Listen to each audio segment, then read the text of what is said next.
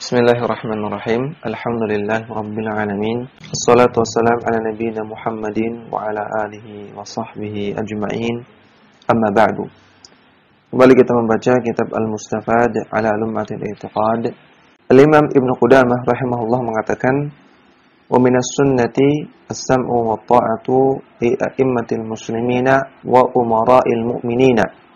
Di antara akidah Ahlussunnah adalah mendengar dan taat kepada para imam, yaitu para pemimpin kaum muslimin, dan para umara, para pemimpin kaum mukminin. Barrihim wa fajirihim, baik mereka itu orang yang baik, orang yang soleh, ataukah mereka adalah orang yang fajir, orang yang tidak soleh, orang yang ahli maksiat. Maka wajib tetap mendengar dan taat. Malam ya'muru bima'siyatillahi, selama yang mereka perintahkan bukanlah maksiat kepada Allah Subhanahu wa taala. Fa innahu la ta'ata li ahadin fi ma'siyatillahi, karena tidak boleh taat kepada siapapun dalam maksiat kepada Allah Subhanahu wa taala. Kita lihat catatan kaki nomor 1. Syekh Abdullah Al-Qusayr mengatakan, fil wajibi liwulati umuril muslimina, kewajiban-kewajiban kita kepada para pemimpin kaum muslimin, kepada ulil amri. Siapakah itu ulil amri? Siapakah itu pemimpin kaum muslimin? Al-Imam Ahmad rahimahullah ta'ala mengatakan, tadri mal imam, apakah engkau tahu siapa itu imam? Siapa itu ulil amri? Al-imamu alladhi yujma'u alaihi al-muslimun kulluhum yaqulu hadha imamun. Imam atau ulil amri adalah orang muslim yang kaum muslimin di sebuah negeri bersepakat bahwasanya dia imam. Kaum muslimin di suatu negeri mereka mengetahui bahwasanya si fulan adalah imam mereka, adalah pemimpin mereka. Itulah ulil amri, itulah imam. Baik disebut dengan khalifah, raja, presiden, perdana menteri atau yang lainnya. Namun ketika kaum muslimin di suatu negeri itu mereka memahami, mereka mengetahui bahwasanya si fulan adalah pemimpin mereka dan si fulan itu muslim, maka dialah ulil amri bagi kaum muslimin tersebut.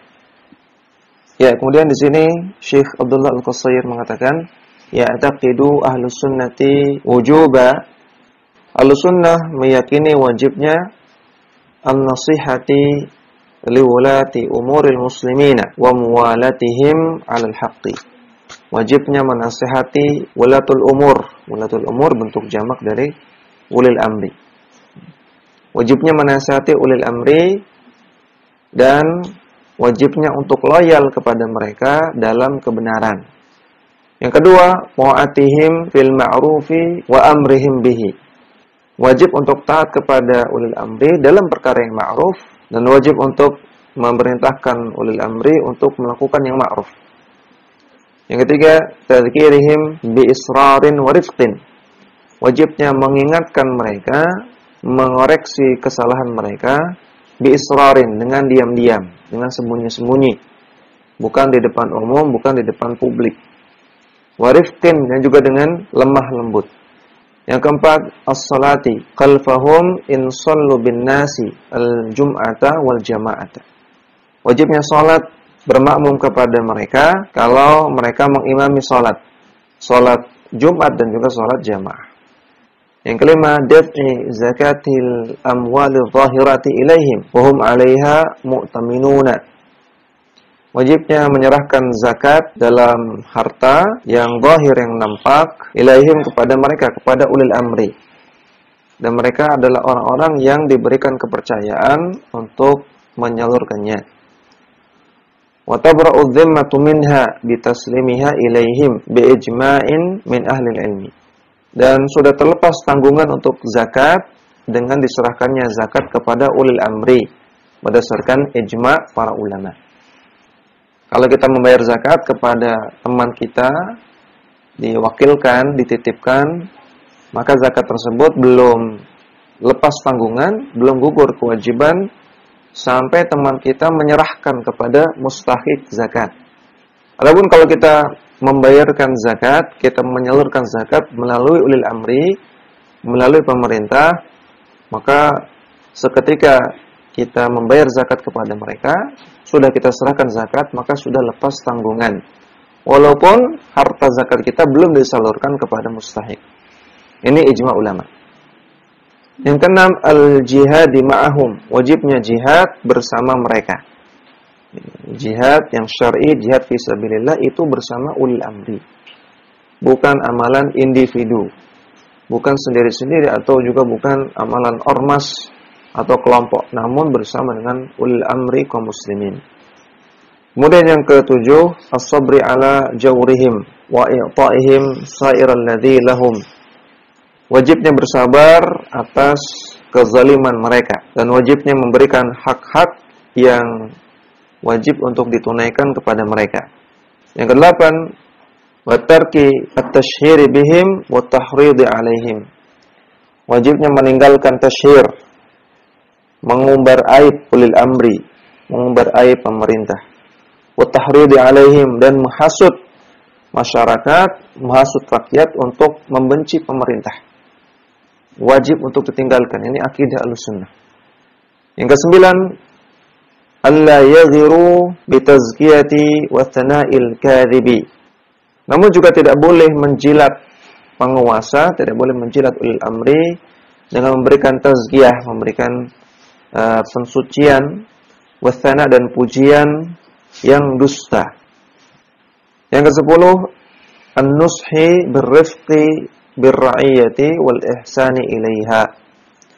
Wajibnya menasihati ulil amri untuk berlemah lembut kepada rakyat dan menasihati ulil amri untuk berbuat baik kepada rakyat. Yang ke-11, wa an tuwassala ilaihim hajatu man la tasilu hajatuhu ilaihim.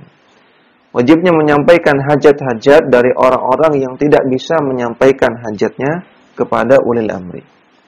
Andaikan kita memiliki hubungan, memiliki kedekatan atau saluran komunikasi kepada ulil amri, maka hendaknya kita sampaikan hajat-hajat dari rakyat yang mereka tidak bisa menyampaikannya langsung. Kemudian yang ke-12, ad-du'ai lahum bis-salahi wat taufiqi. Wajibnya mendoakan ulil amri agar mereka menjadi orang-orang yang saleh dan agar mereka mendapatkan taufik. Yang ke-13, as-sa'i fi tahqiq at-ta'awuni ma'ahum 'alal birri wat taqwa. Wajibnya berusaha untuk mewujudkan saling tolong-menolong bersama pemerintah, bersama ulil amri dalam perkara kebaikan dan dalam perkara ketakwaan. Wattanahi 'anil itsmi wal udwani, dan wajibnya saling melarang dalam dosa dan permusuhan. Qala Allah Ta'ala berfirman, ya ayyuhalladzina amanu athi'ullaha wa athi'ur rasula wa ulil amri minkum. Wahai orang-orang yang beriman, taatlah kepada Allah, taatlah kepada Rasulnya dan ulil amri kalian. Surat An-Nisa ayat 59. Maka ini dalil pokok tentang wajibnya kaum muslimin untuk taat kepada ulil amrinya dalam perkara yang ma'ruf. Maka sallallahu alaihi wasallam dan Rasulullah bersabda, isma'u wa ati'u wa in ta'ammara 'alaikum 'abdun ila akhirih. Nabi bersabda, mendengar dan taatlah kalian kepada ulil amri kalian, walaupun yang menjadi ulil amri kalian adalah seorang budak, seorang hamba sahaya. Waqala sallallahu alaihi wasallam, dan Nabi bersabda, man ra'a min amirihi syai'an yukrihuhu falyasbir alaihi. Barang siapa yang melihat sesuatu yang tidak dia sukai dari pemimpinnya, falyasbir alaihi, maka bersabarlah. Perhatikan Nabi katakan, kalau kita melihat sesuatu yang tidak disukai dari ulil amri kita, dari pemimpin kita, maka bersabarlah. Nabi tidak katakan lawanlah, Nabi tidak katakan gulingkanlah, tidak. Nabi katakan falyasbir, bersabarlah. Fa innahu man faraqal jama'ata shibran famata illa mata mitatan jahiliyatan. Karena barang siapa yang meninggalkan al-jamaah. Al-jamaah di sini maksudnya adalah kaum muslimin bersama dengan para ulama sunnah yang berbaiat kepada ulil amri. Barang siapa yang meninggalkan kaum muslimin yang taat kepada ulil amri, artinya barang siapa yang enggak mau taat kepada ulil amri, Shibran, satu jengkal saja, kalau dia tinggalkan satu jengkal saja, famata, kemudian setelah itu dia meninggal, maka dia meninggal dalam keadaan mitatan jahiliyatan, seperti bangkai jahiliyah.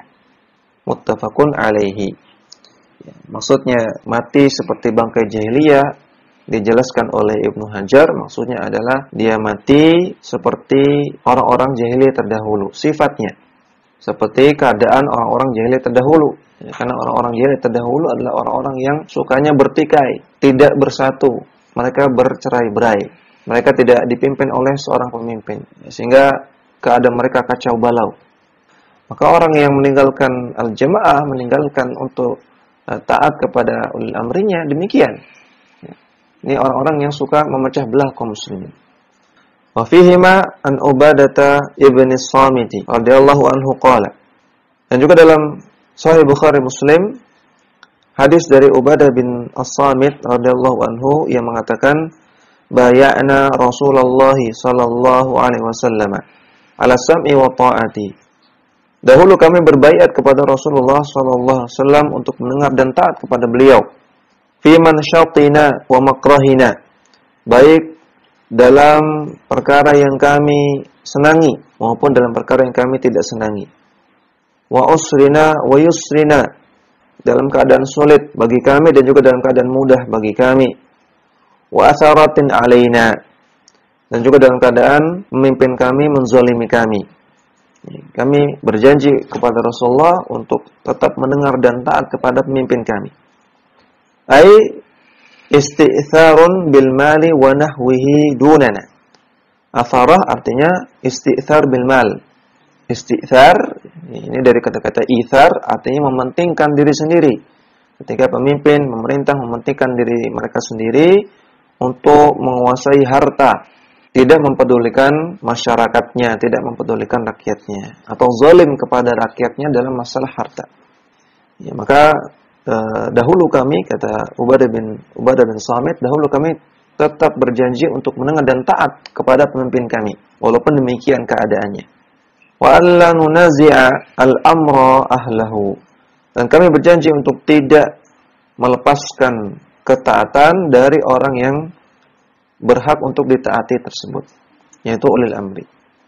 Illa an taraw kufran bawahan 'indakum fihi minallahi burhanu, kecuali kalau kalian melihat kekufuran yang nyata, yang kalian memiliki burhan, memiliki bukti, memiliki hujjah di hadapan Allah di akhirat kelak.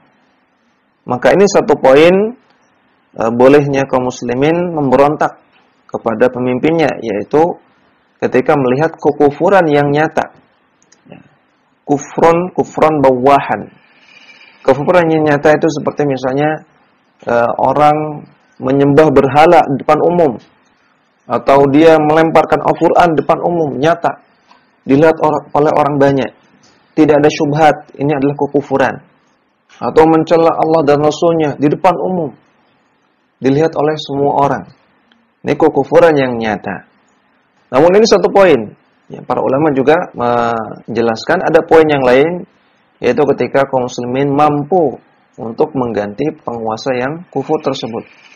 Ini dua syarat. Bolehnya memberontak, dua syarat. Yang pertama, kalau si pemimpin tersebut melakukan kekufuran yang nyata, bukan kekufuran yang samar, bukan kekufuran yang melakukannya karena syubhat, namun yang nyata.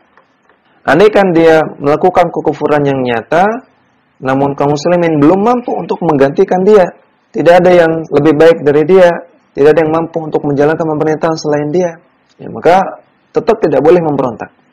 Namun kalau mampu, ya, maka baru boleh memberontak. Kemudian waqala sallallahu alaihi wasallam, dan Nabi bersabda, "Alal mar'il muslimi as-sam'u wa ta'atu," yakni li wulatil umuril muslimina. Nabi bersabda, wajib bagi setiap muslim untuk mendengar dan taat, maksudnya kepada ulil amri kaum muslimin, fima ahabba wa kariha, dalam perkara-perkara yang mereka sukai maupun perkara-perkara yang tidak mereka sukai. Tetap wajib taat. Yang nyuruh siapa? Rasulullah sallallahu alaihi wasallam. Illa ayyumara bi ma'siyatin, kecuali kalau diperintahkan untuk berbuat maksiat. Fa in amara bi ma'siyatin fala sam'a wala ta'ata.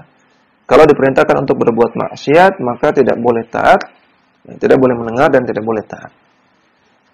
Rawahu Muslimun, hadis sahih riwayat Muslim.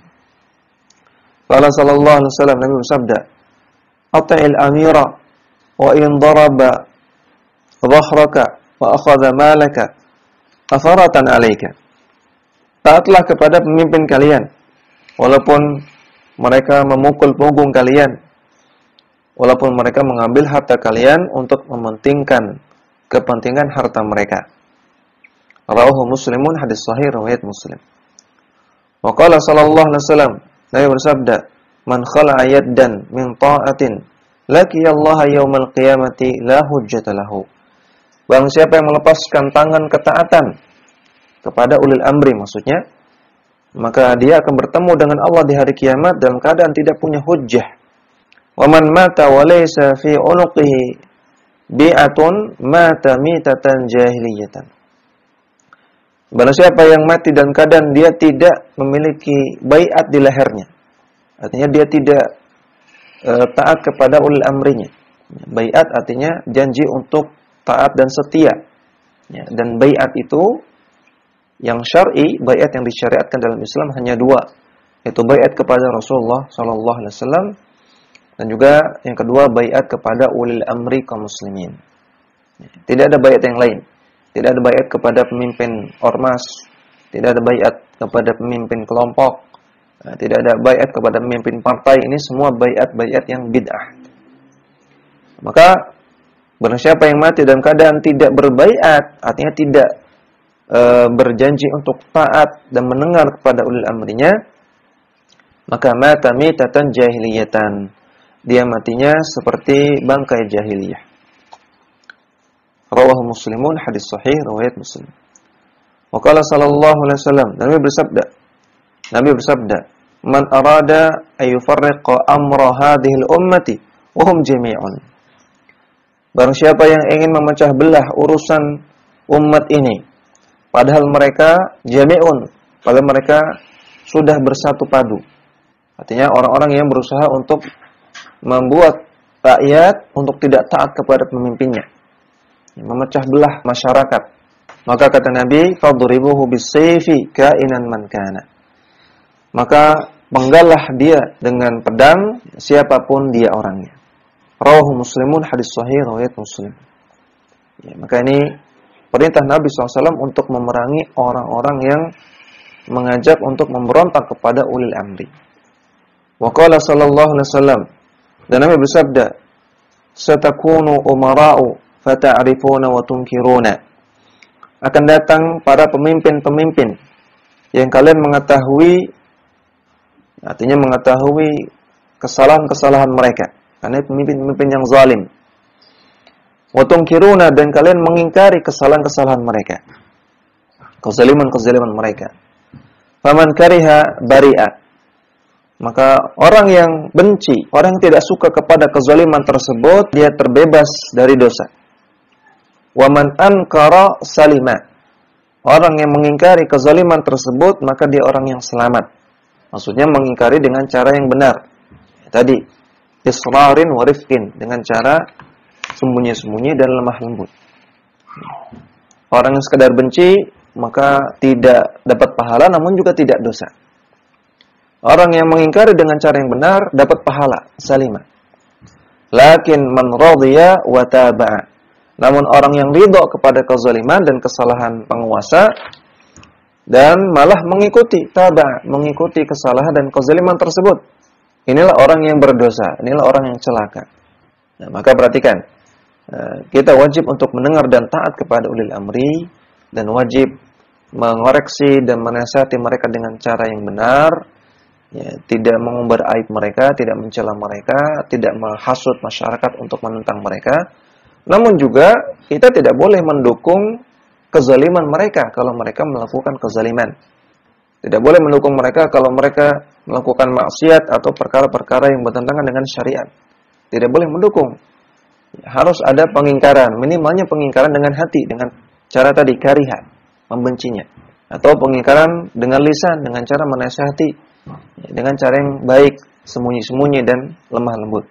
Adapun kalau kita ridha kepada kemungkaran tersebut, kepada maksiat atau penentangan syariat, atau bahkan kita mengikuti, maka ini perbuatan dosa dan celaka. Perhatikan para sahabat bertanya, qalu afala nuqatiluhum. Para sahabat bertanya, wahai Rasulullah, apakah tidak kita perangi saja kalau ada pemimpin yang seperti itu? Kita lawan saja.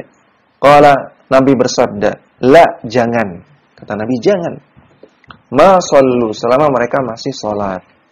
Rawahu Muslimun, hadis sahih riwayat Muslim.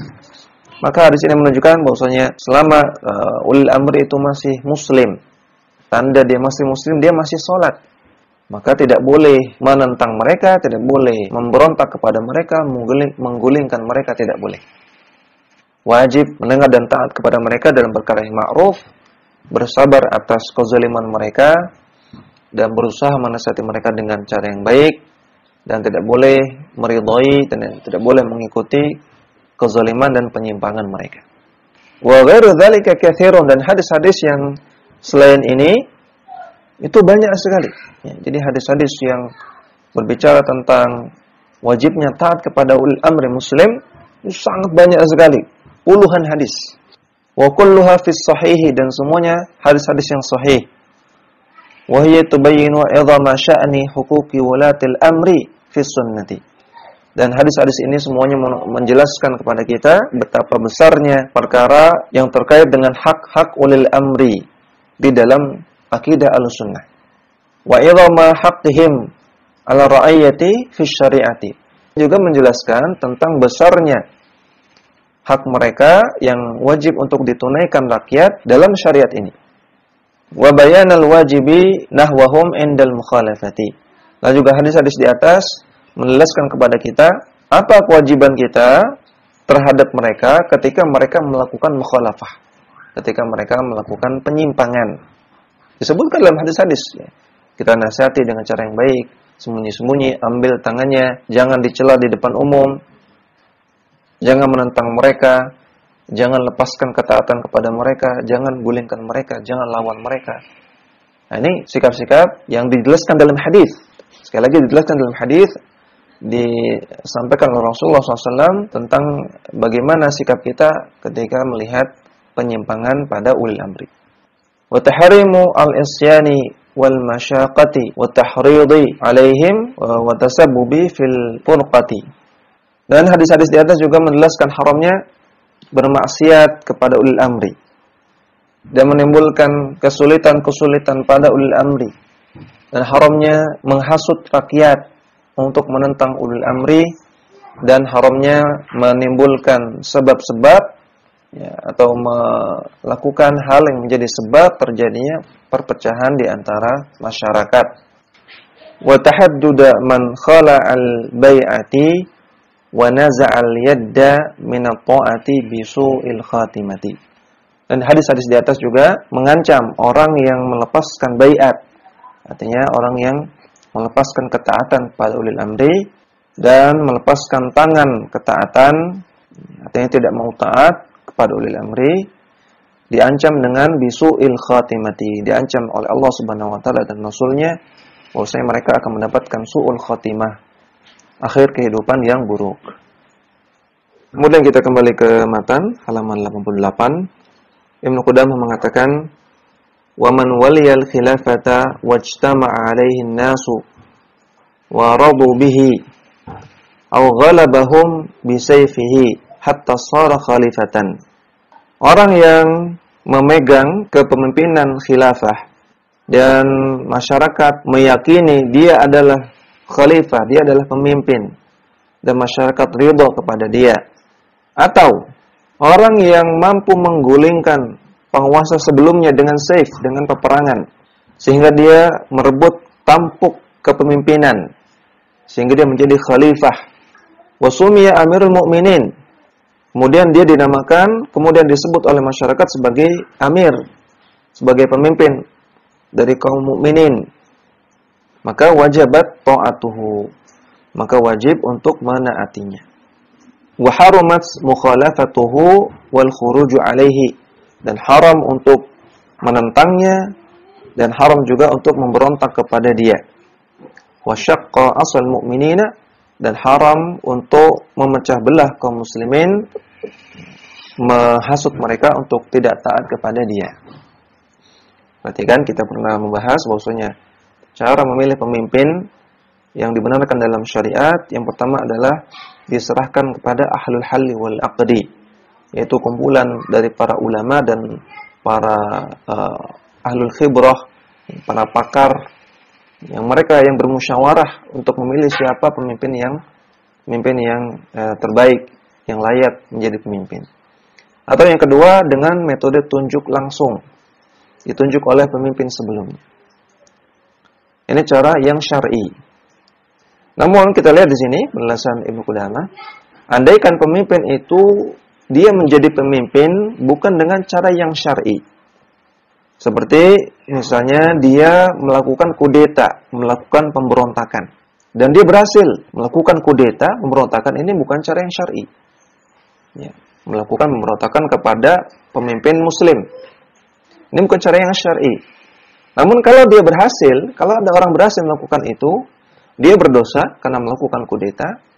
Namun ketika dia berhasil dan dia menjadi pemimpin, dia memegang tampuk kekuasaan, maka masyarakat wajib taat kepada dia yang melakukan kudeta tersebut. Ya, perhatikan, caranya keliru, melakukan kudeta. Namun ketika dia berhasil dan dia berhasil menjadi pemimpin, dia memegang tampuk kekuasaan, maka masyarakat wajib taat kepada dia dan haram menentang dia dan haram memberontak kepada dia. Maka demikian juga di dunia ini ada berbagai macam cara yang dipraktekkan oleh para penduduk negeri untuk memilih pemimpinnya, ya. Maka kita katakan, andaikan cara-cara tersebut adalah cara-cara yang tidak syar'i, tidak sesuai dengan syariat, namun ketika sudah terpilih pemimpin, walaupun caranya tidak syar'i, maka pemimpin yang terpilih tetap disebut ulil amri, disebut pemimpin yang wajib untuk taat kepada dia, ya. Tidak boleh menentang dia dan tidak boleh memberontak kepada dia. Demikian yang bisa kita baca, mudah-mudahan bermanfaat. Wassallallahu ala nabiyina Muhammadin wa ala alihi wa sahbihi wasallam. Dakwah semampumu.